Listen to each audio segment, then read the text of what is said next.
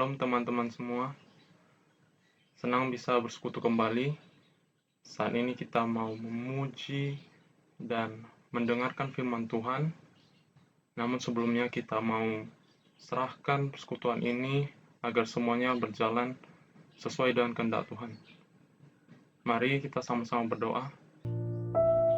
Bapa di surga, terima kasih Bapa untuk saat ini Bapa. Kami bersyukur dapat bersekutu kembali Bapa untuk memuji dan mendengarkan firman Bapa. Kiranya Engkau yang memberkati persekutuan kami ini agar semuanya ini Bapa berjalan atas sesuai kehendak-Mu. Terima kasih Bapa di surga. Di dalam nama anak-Mu Tuhan Yesus kami berdoa dan mengucap syukur kepadamu. Haleluya. Amin. Kita mau mengangkat lagu pujian untuk Tuhan sebab Tuhan sungguh baik bagi kita. Kita angkat lagu sebab Tuhan Dia baik. Masuk gerbangnya dengan hati bersyukur, halamannya dengan pujian, penuhi baitnya dengan nyanyian syukur, hadiratnya penuh sukacita. Mari masuk gerbangnya. Mari masuk gerbangnya dengan hati bersyukur, halamannya dengan pujian, penuhi baitnya dengan nyanyian syukur, hadiratnya penuh sukacita. Sebab Tuhan Dia baik.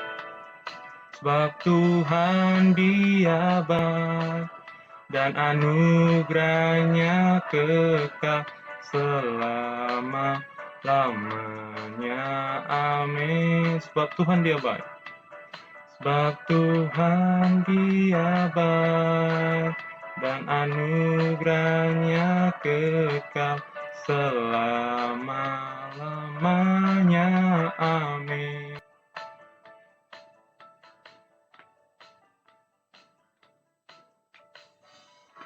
Gerbangnya dengan hati bersyukur, halamannya dengan pujian, penuhi baitnya dengan nyanyian syukur, hadiratnya penuh sukacita. Sebab Tuhan Dia baik. Sebab Tuhan Dia baik dan anugerahnya kekal selama-lamanya. Amin. Sebab Tuhan Dia baik dan anugerahnya kekal selama-lamanya. Amin. Sebab Tuhan Dia baik dan anugerahnya kekal selama-lamanya. Amin. Sebab Tuhan Dia baik. Sebab Tuhan Dia baik dan anugerahnya kekal selama-lamanya. Amin. Ku mau cinta Yesus selamanya. Meskipun badai silih berganti dalam hidup kita, kita harus mempercayakan hidup kita agar semuanya berjalan atas sesuai kehendak. Ku mau cinta Yesus selamanya. Ku mau cinta Yesus selamanya. Meskipun badai silih berganti dalam hidupku, ku tetap cinta Yesus selamanya. Ku mau cinta Yesus. Ku mau cinta Yesus selamanya. Ku mau cinta Yesus selamanya. Meskipun badai silih berganti dalam hidupku, ku tetap cinta Yesus selamanya. Ya Abah, Bapa, ini aku anakmu, layakkanlah seluruh hidupku. Ya Abah, Bapa, ini aku anakmu, pakailah sesuai dengan rencanamu. Kita ulangi lagu ini lebih sungguh. Ku mau cinta Yesus selamanya. Ku mau cinta Yesus selamanya. Meskipun badai silih berganti dalam hidupku, ku tetap cinta Yesus selamanya. Ya Abah, Bapa, ini aku anakmu, layakkanlah seluruh hidupku. Ya Abah, Bapa, ini aku anakmu, pakailah sesuai dengan rencanamu. Pakailah sesuai dengan rencanamu.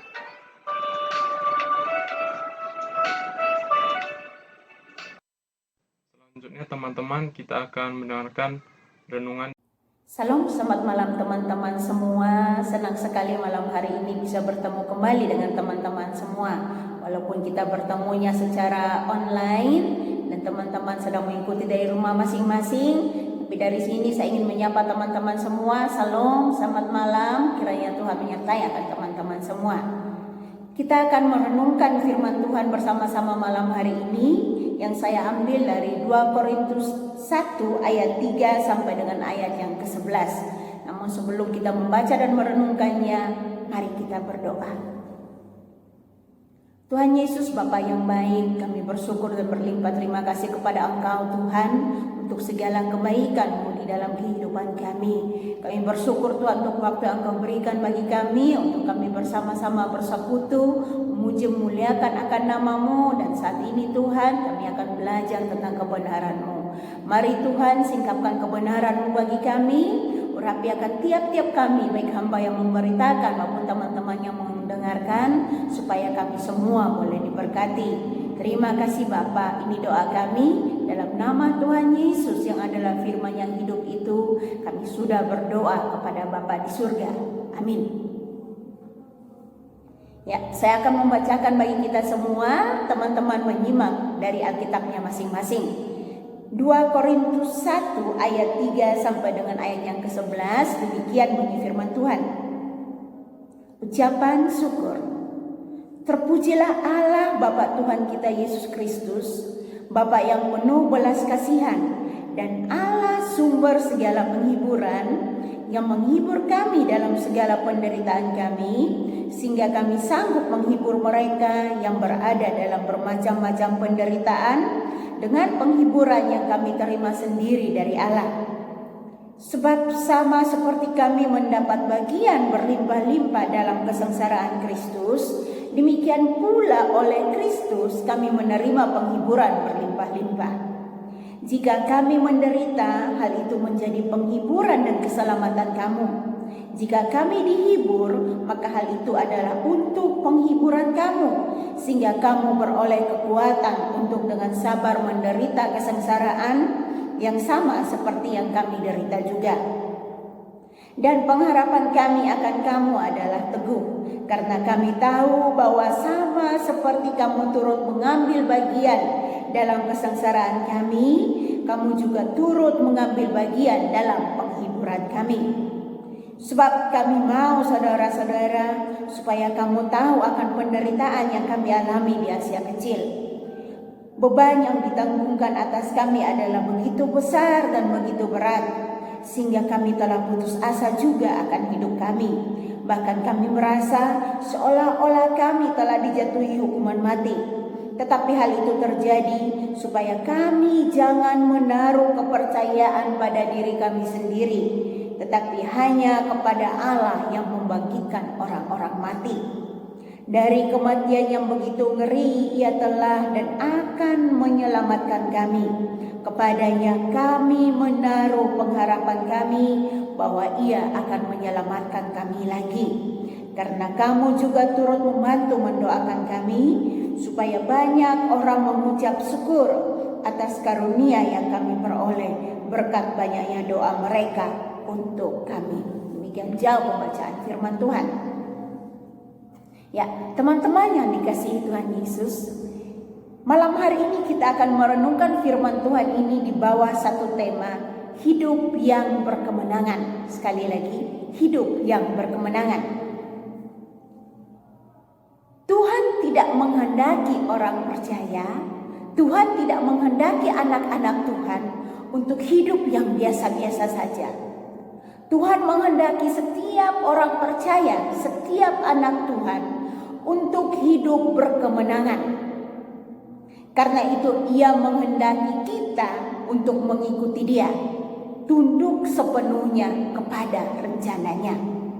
Supaya kita bisa tunduk dan taat sepenuhnya kepada rencana Tuhan, maka kita harus memiliki relasi yang benar, kita harus memiliki keintiman yang benar dengan Kristus. Relasi yang benar dengan Kristus akan memberikan kepada orang percaya kekuatan dan sukacita serta damai sejahtera dalam menghadapi berbagai situasi. Paulus mampu melewati setiap kesulitan, setiap penderitaan, bahkan tantangan yang dihadapi dalam pelayanannya. Kalau teman-teman rajin membaca Kitab Perjanjian Baru, maka di situ Anda akan melihat bagaimana kehidupan pelayanan Paulus.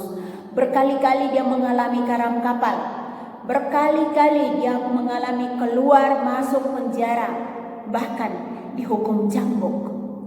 Tetapi Paulus tidak pernah goyah imannya. Penderitaan dan tantangan yang dihadapi di dalam kehidupan pelayanannya, dia tidak pernah goyah. Mengapa? Karena dia punya relasi yang benar, dia punya keintiman yang benar dengan Kristus. Sebenarnya apa sih yang dimiliki oleh Paulus? Sehingga ketika di masa-masa sulit seperti itu dia bisa berkata bahwa kita memiliki hidup yang berkemenangan. Hal pertama yang dimiliki oleh Paulus adalah dia punya keyakinan akan keselamatan. Punya keyakinan akan keselamatan. Perjalanan pelayanan Paulus seperti sudah saya katakan tadi, bukanlah perjalanan yang gampang, bukan perjalanan yang mudah, ya.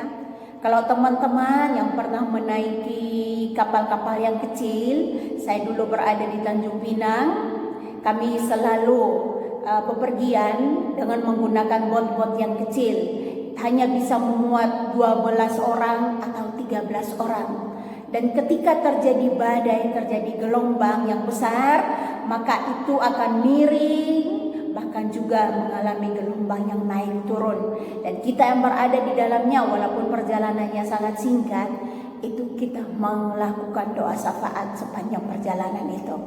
Nah, Paulus melewati pelayaran bermalam-malam, berhari-hari, dan di situ dikatakan bahwa sering dia mengalami karam kapal, mengalami ombak gelombang yang dahsyat.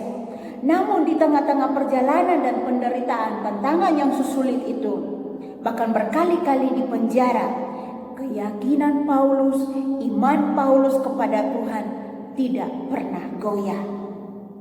Mengapa?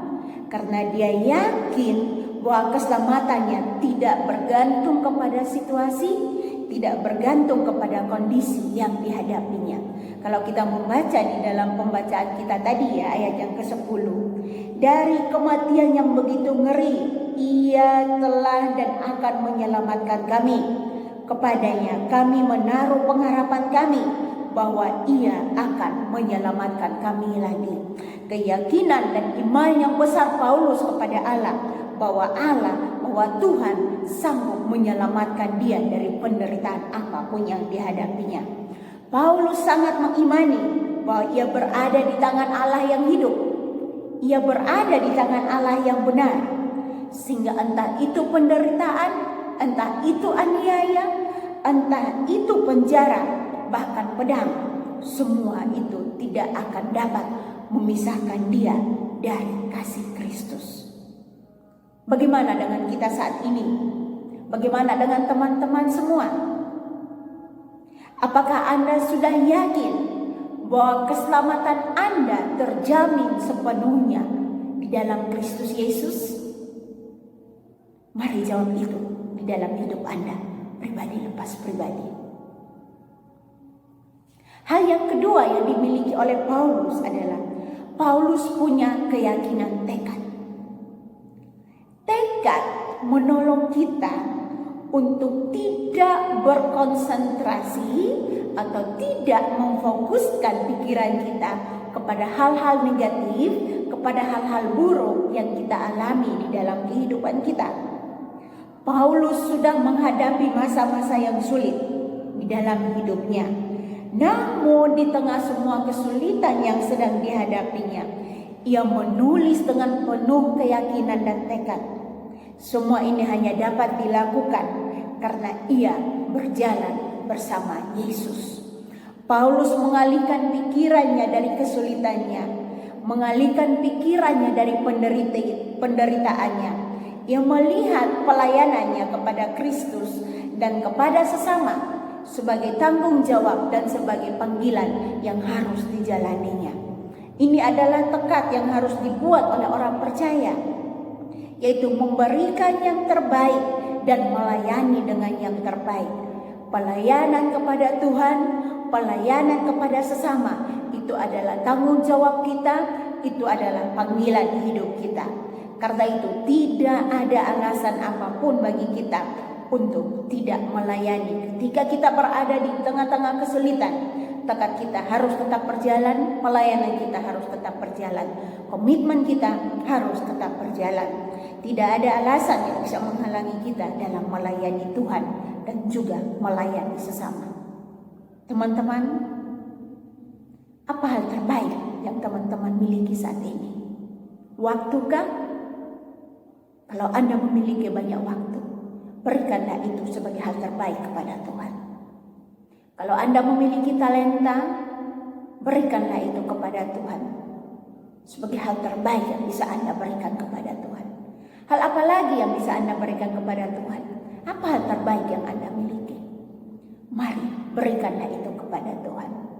Ambillah tekad bahwa hal terbaik yang saya miliki dalam hidup saya akan saya gunakan untuk melayani Tuhan.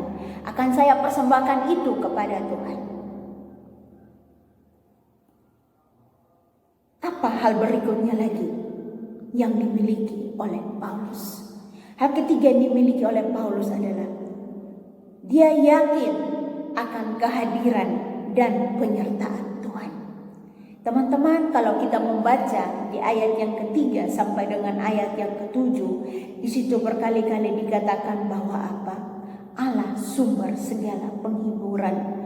Dalam segala situasi, dalam segala penderitaan, Allah lah yang menghibur. Kata Allah sebagai sumber segala penghiburan dalam bahasa aslinya dipakai istilah parakletos. Parakletos di sini memiliki arti Allah yang mendampingi atau Allah yang berdiri di samping. Sekali lagi, parakletos memiliki arti Allah yang mendampingi atau Allah yang berdiri di samping.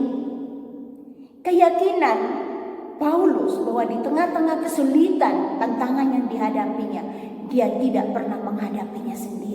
Tapi ada Allah yang selalu menyertai dia. Ada Allah yang selalu bersama-sama dengan dia. Itulah kekuatan Paulus yang memampukan dia untuk melewati akan setiap tantangan dan penderitaan. Keyakinan akan kehadiran Allah di tengah-tengah persoalan dan kesulitan akan memberikan damai sejahtera bagi orang percaya dan memampukan orang percaya untuk berkata, terpujilah Tuhan dalam situasi apapun. Ketika kita membaca di dalam kitab Perjanjian Lama, bagaimana Tuhan mengizinkan iblis mencobai Ayub. Firman Tuhan berkata bahwa ketika anak-anak Ayub meninggal, semuanya meninggal, bahkan seluruh harta bendanya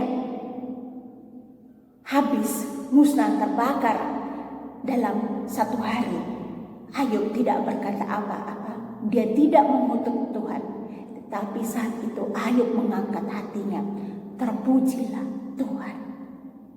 Sebagai orang percaya, sebagai anak-anak Tuhan, ketika kita memiliki keyakinan bahwa di tengah-tengah kehidupan kita tidak pernah sekalipun kita berjalan tanpa Tuhan menyertai kita, maka ketika keyakinan itu kita miliki dalam kesulitan, di dalam duka, di dalam hal apapun, kita akan sanggup berkata, terpujilah Tuhan. Teman-teman yang dikasihi Tuhan Yesus, apa hal berikutnya yang dimiliki oleh Paulus? Hal berikutnya yang dimiliki oleh Paulus adalah Paulus punya dedikasi. Sekali lagi, Paulus punya dedikasi. Paulus adalah seorang yang terpelajar. Dia adalah seorang profesor. Namun ketika dia menyerahkan diri dan percaya kepada Tuhan Yesus, percaya kepada Kristus, Paulus berkata, sesungguhnya aku hidup, tetapi hidupku ini bukan milikku lagi, melainkan Kristus yang hidup di dalam aku. Hidupku ini bukan milikku lagi, tapi hidupku ini adalah milik Tuhan. Kita harus punya dedikasi dalam menjalankan hidup kita sebagai orang percaya, yaitu hidup bergantung sepenuhnya kepada Kristus, mempercayakan seluruh hidup kita kepada Tuhan. Lupakan kebanggaan-kebanggaan kamu, lupakan siapa kamu, lupakan semua pencapaian-pencapaian kamu. Serahkanlah dirimu sepenuhnya kepada Tuhan, supaya biarlah ketika orang melihat kita, anak-anak Tuhan, mereka tidak melihat kita, mereka tidak melihat segala kesanggupan-kesanggupan kita, tetapi mereka melihat Tuhan yang ada di dalam kita. Sehingga ketika mereka melihat Tuhan ada di dalam kita, maka disitulah nama Tuhan Yesus dimuliakan. Mari teman-teman, kita belajar dari kehidupan Paulus supaya kita menjadi orang-orang yang hidup berkemenangan. Kita punya keyakinan dan keselamatan di dalam Kristus Yesus. Kita punya tekad bahwa bersama Tuhan Yesus tidak ada yang tidak bisa kita lakukan. Kita punya keyakinan bahwa ketika kita berjalan bersama Tuhan, penyertaan Tuhan itu sempurna di dalam kehidupan kita. Kita juga mendedikasikan seluruh hidup kita kepada Tuhan, karena Tuhanlah yang memiliki hidup kita. Mari kita ambil komitmen masing-masing saat ini di dalam hidup kita, bahwa saya akan mendedikasikan hidup saya kepada Tuhan.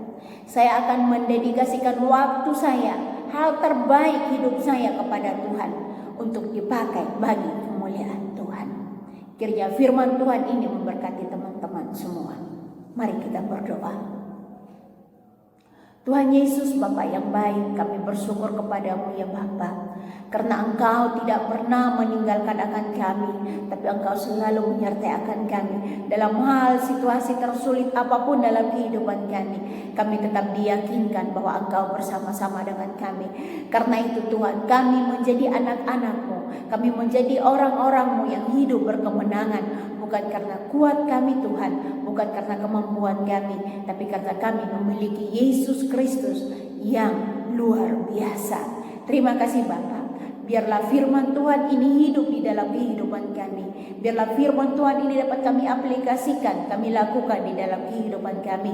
Sehingga dalam menjalani kehidupan kami sebagai anak-anak muda, di situ kami boleh mencerminkan akan kasih-Mu. Di situ kami boleh memuliakan akan Engkau. Sehingga setiap orang yang melihatnya, mereka boleh memuliakan akan Engkau.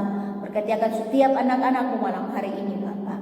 Terpujilah Engkau Bapa. Di dalam nama Tuhan Yesus kami sudah berdoa kepada Bapa di surga. Amin. Kita mau mengucap syukur atas kebaikan Tuhan dalam hidup kita yang tidak pernah berhenti di dalam kehidupan kita. Kita angkat lagu Bapakku Datang Padamu.